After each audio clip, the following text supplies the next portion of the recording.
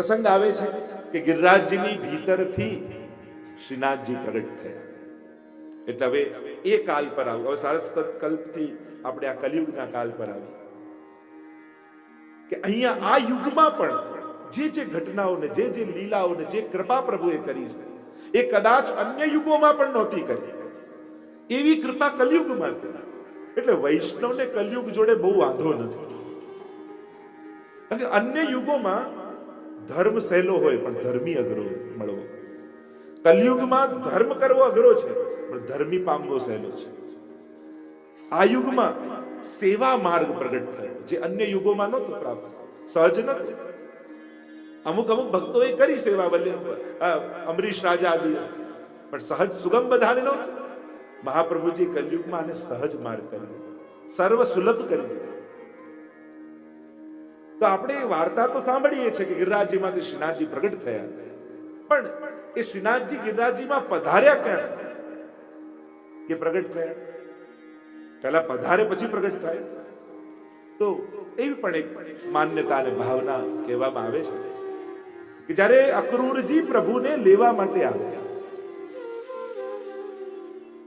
નંદ બાબા પાસે તો હા પડાવી લીધી પ્રભુએ, ઠીક છે આપ મથુરા પધારો છો, જલ્દી પધાર. પણ મૈયાનું મન માનતું નથી.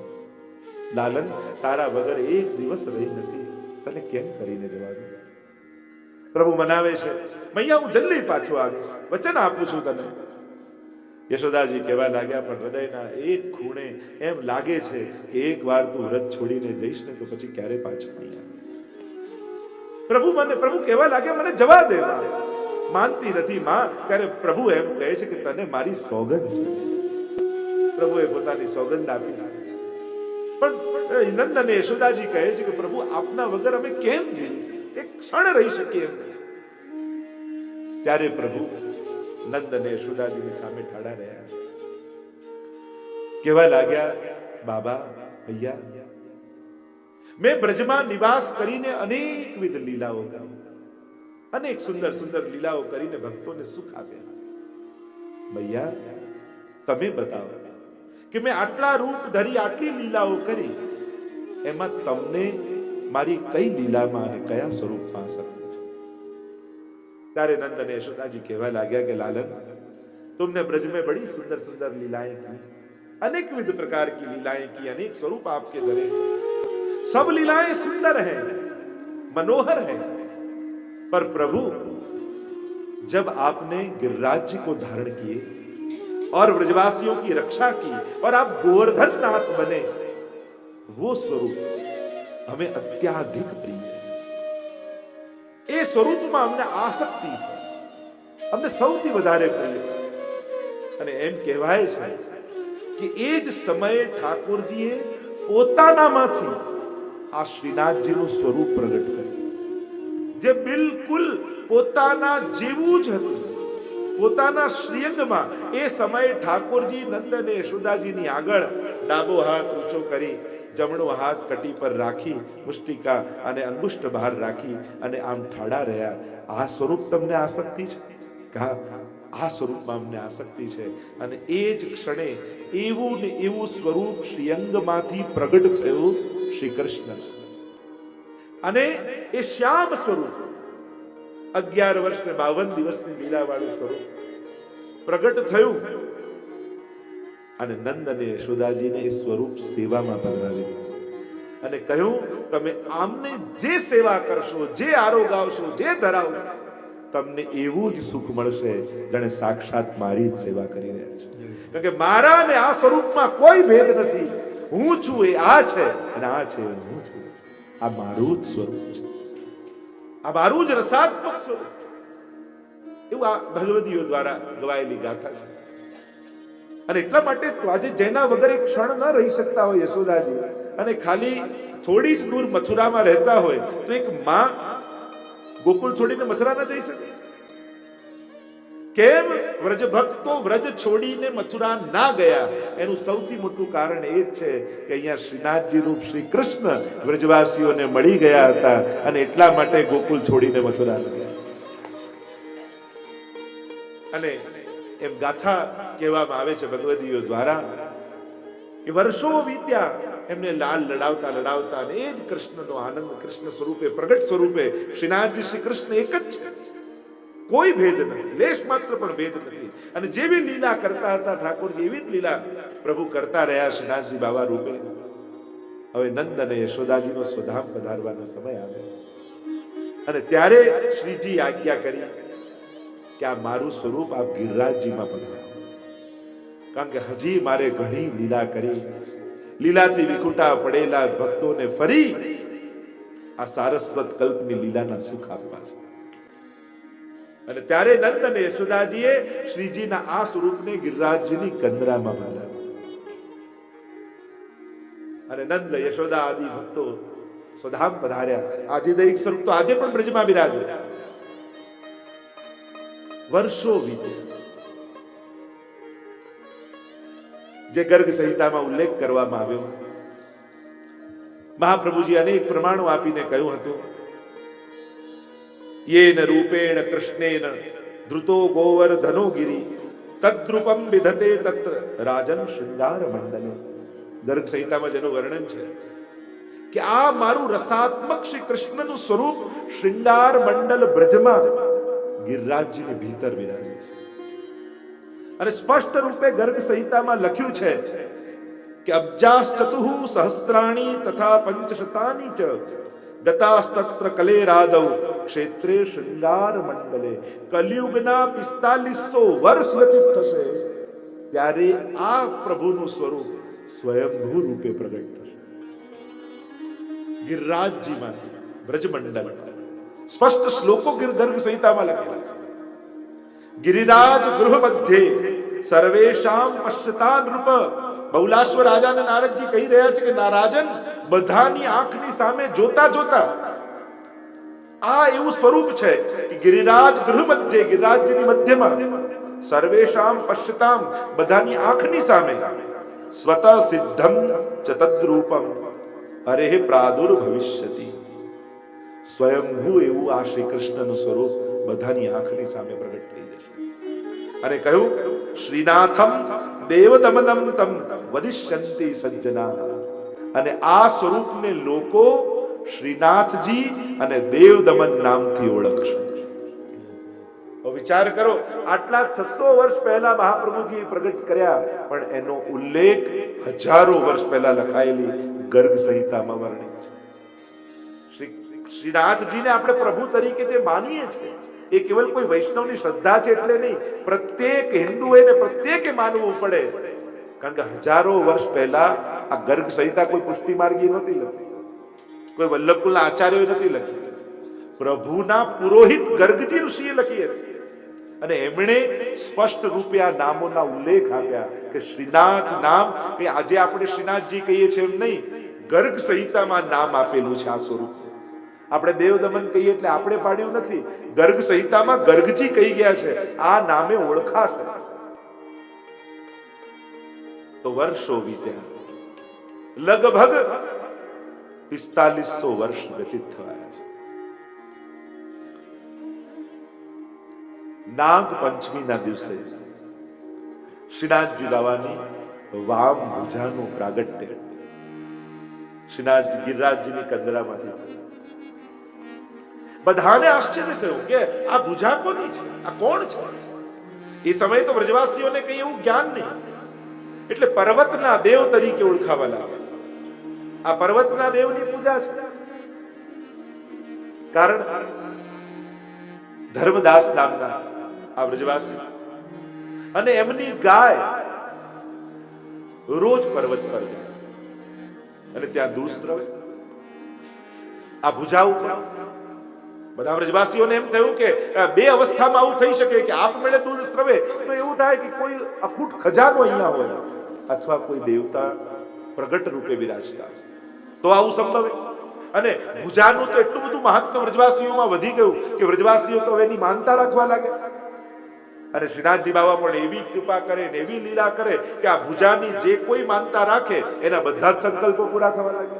પ્રભુ એના બધા મનોરથો પૂરા કરે. અને હવે તો ગામે ગામ યશ ફેલાયો કે આ પર્વત ઉપર કોઈ પર્વતના દેવ પ્રગટ થયા છે, ખાલી એની ભુજા પ્રગટી છે. અને એટલું મહાત્મ્ય વધી રહ્યું છે.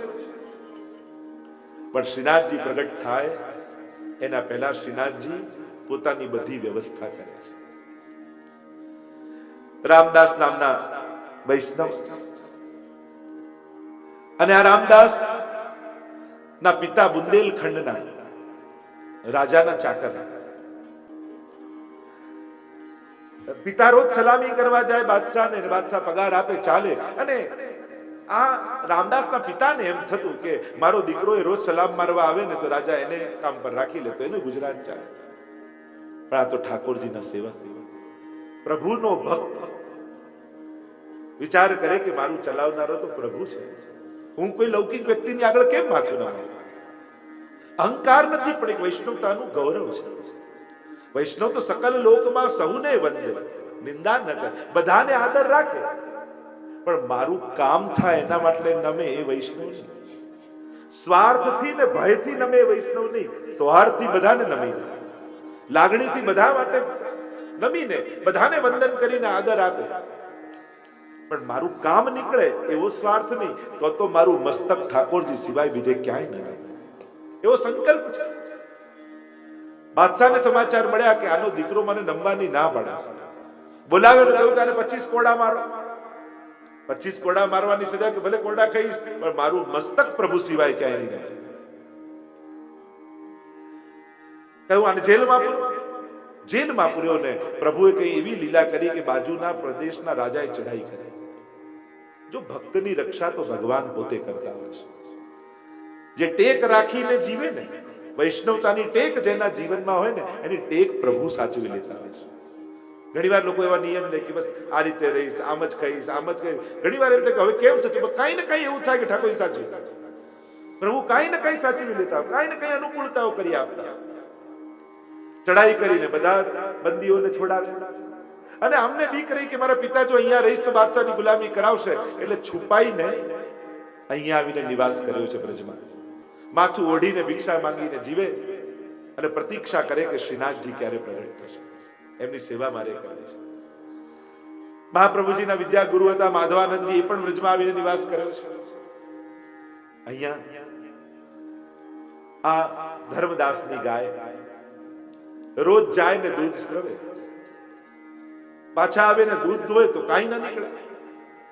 બધાને આશ્ચર્ય થયું કે દૂધ લઈ કોણ જાય છે.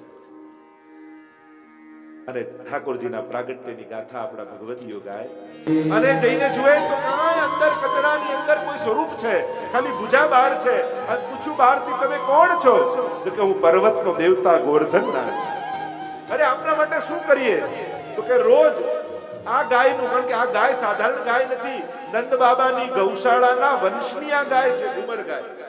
રોજ એવું કરજો કે આ ગાયનું દૂધ અહીંયા મને મોકલજો અને હું રોજ દૂધ પાન કરીશ. પણ આપના માટે ભોજન બનાવીએ તો ના ના, જ્યાં સુધી વલ્લભ આવીને મારું અન્નપ્રાશન ન કરાવે ત્યાં સુધી અન્ન ગ્રહણ નહીં કરે.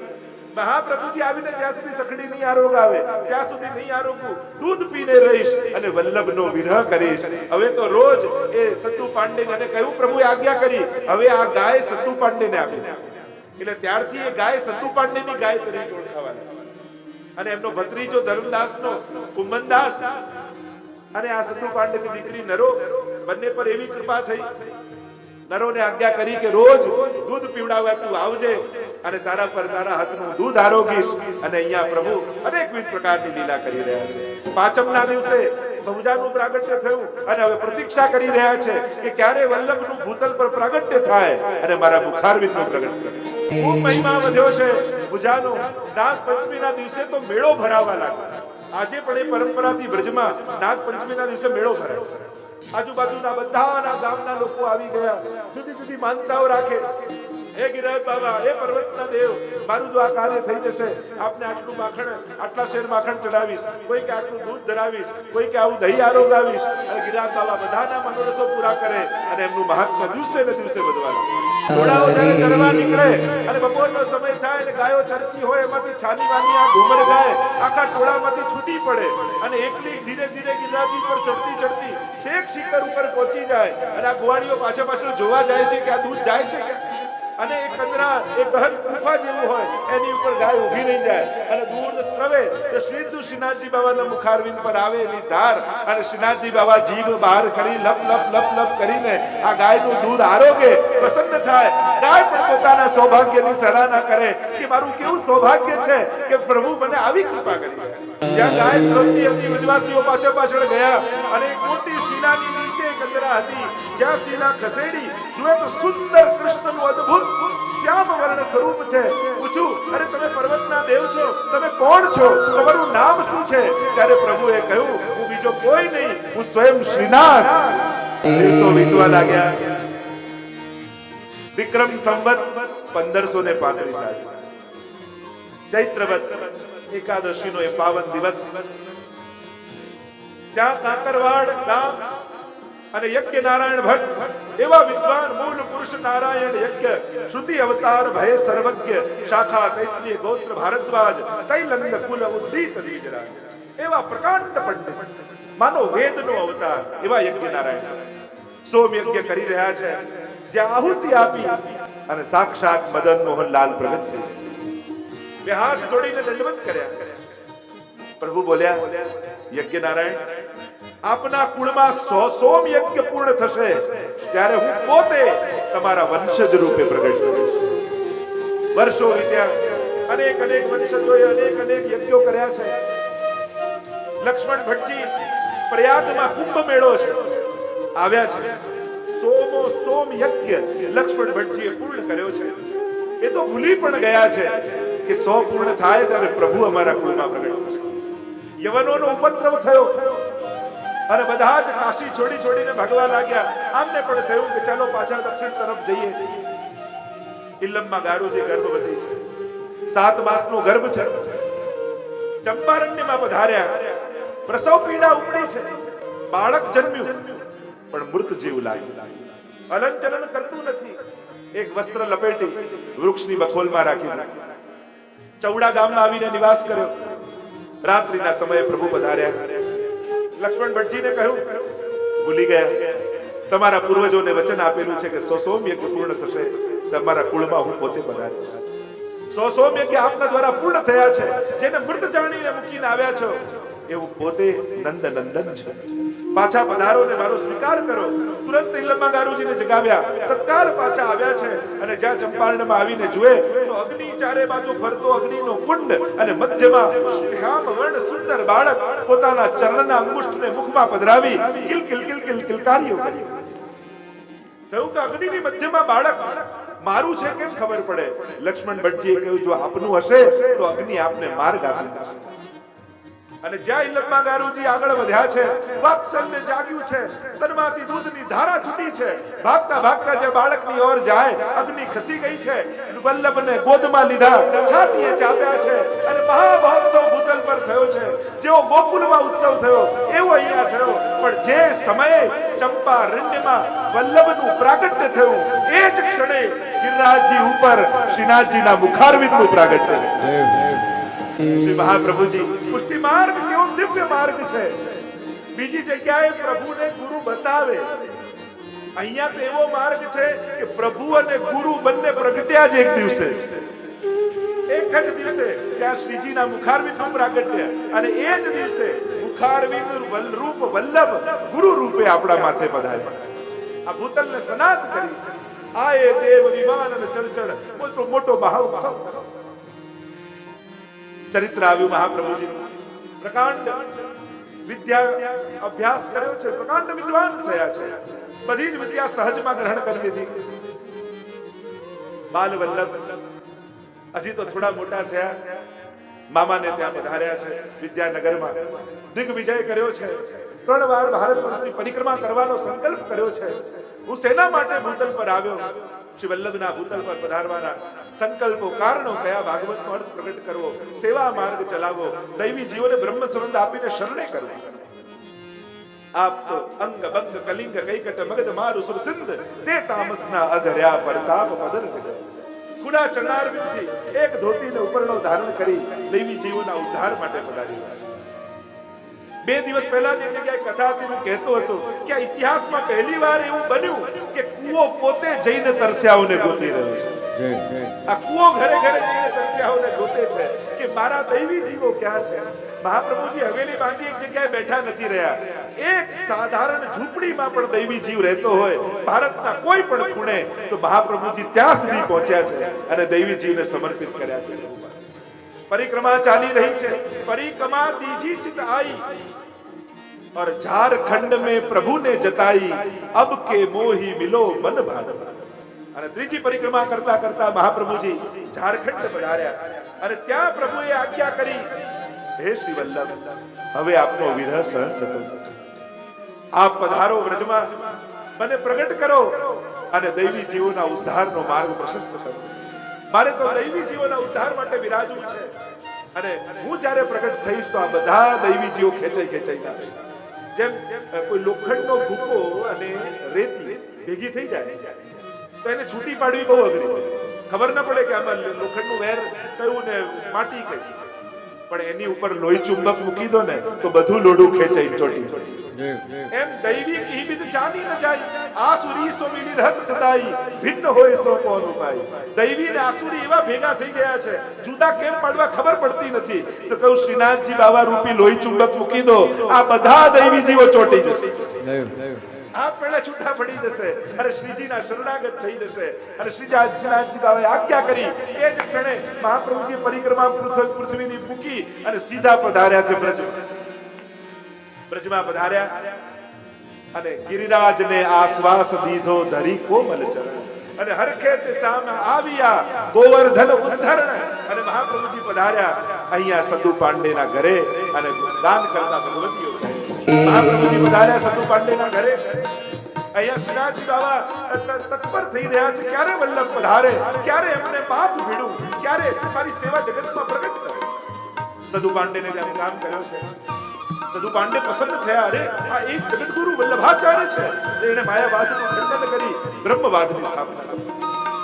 અરે મારું અહોભાગ્ય આપ મારે ત્યાં પધાર્યા. અને ગામના આજુબાજુના બધા લોકોને સમાચાર મળ્યા છે અને મહાપ્રભુજી પધાર્યા એટલે બધા ચાકરીમાં લાગી ગયા.